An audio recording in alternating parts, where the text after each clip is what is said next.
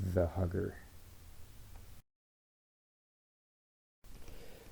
The attacher, more or less in mythology, is a creature that will latch itself to humans who have a lot of stress and unhappy emotions in their life and feed off of it to fuel its needs. The attacher is a very dangerous thing if you meet one, that is, which is rare considering they only live or only appear, more or less, in a few locations. However, if you're willing to spend a few bucks here and there to get some information about them, you may be able to find one. Don't know why. However, it's said that an attacher can, well, if it grows too much, as if it gets too much unhappy feelings and feeds too much, that it can become something known as a hugger. Now, the names sound a little weird, but don't let them deceive you. A hugger, more or less, is like a grown-up version of the attacher. A hugger is like almost a full-fledged demon, but not, because it can't gain enough power from just human emotion. That's why after it becomes a hugger, it becomes lifelike. It will try to take the form of something that you love, something that you want. And then as you slowly get attached to it more and more, obsessing over it every day, it will just grow stronger, because now it has tricked you into believing that it's actually something you can trust. After a while, the hugger will turn on you, if you want to think of it in those terms. You'll start to hear things, believe things that aren't actually believable. Do this, do that. Things that are just insane. But it knows how to trick you. It'll still lead you into a false sense of security, but not exactly that much of one, because it's still not strong enough. So what does that mean? What exactly does that mean for you? What does a hugger do then? If it can't lead you into a false sense of security, what does it do? As it's racking it up, it'll tell you to do these insane things. You'll start to wonder if you're losing, which is how it gets you. It'll make you believe you're actually insane, getting more negative emotions out of you. At that point, it's completely up to you. If you're strong enough, you can beat it. If you're not, you'll fall into the first stage. There are three main stages in the hugger's possession techniques of becoming a full-fledged demon. The first is simple.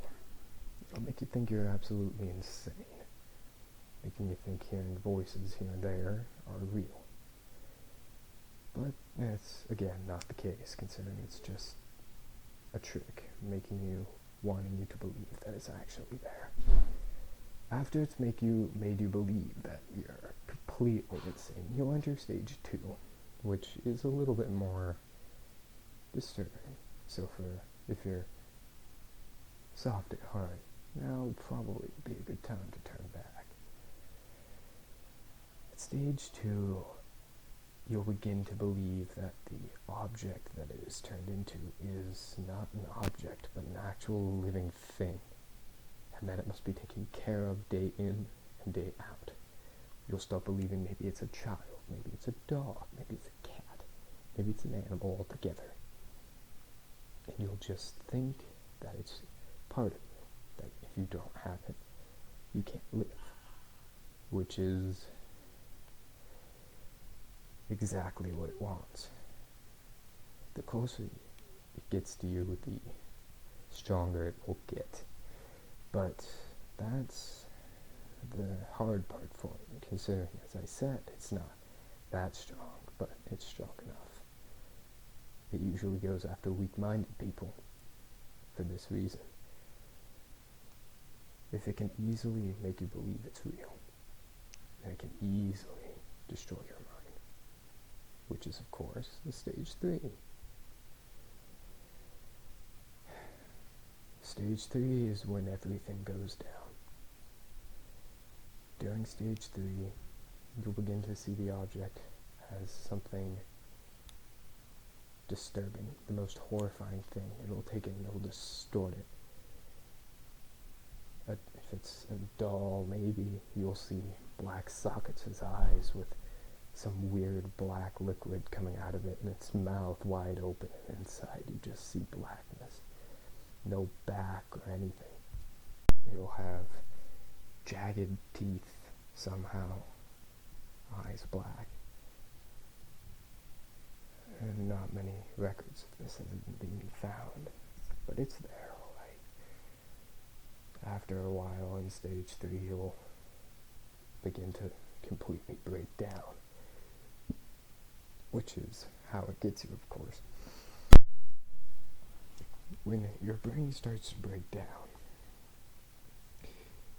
the hugger will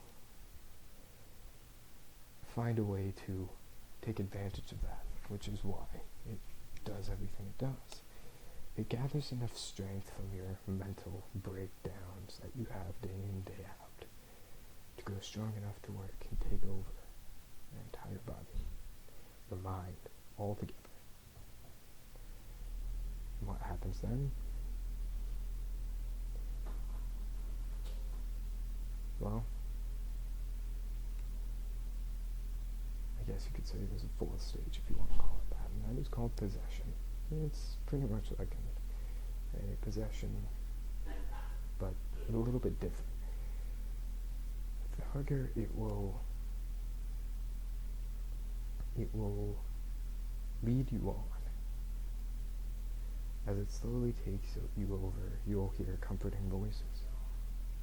But they're not comforting because they're not real.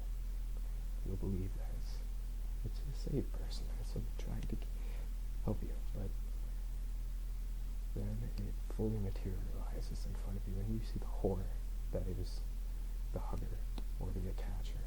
You'd still call him an attacher at that point, but most people just call them huggers. Only one person has ever seen a hugger, and they can tell you in detail. It's a monster. Jagged teeth, black eyes, pure madness. Beautiful.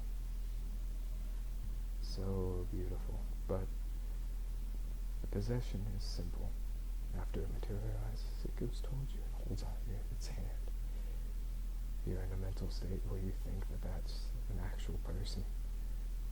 And when you grab its hand, its claws sink into your hand and you scream in agony, but there's nothing you can do. At that point, you've let it in, and it slowly moves into your skin, crawling on the inside like 1,000 beetles or ants or insects crawling inside of you, inside your bones. Then all of them head to your brain. All there, and you feel like your head is going to explode, like your brain is being eaten inside out. And then you close your eyes because the darkness has finally overwhelmed you, and the hugger has taken another victim and walks among us, trying to find a new victim, planting the seeds of more attachers, and watching as the world slowly burns and quakes with fear, because the hugger is much more than just an entity, and the attacher, the hugger or attacher, are much more than just entities. They think of themselves as gods, and we are just the pawns. We are the seeds. seeds of their rising.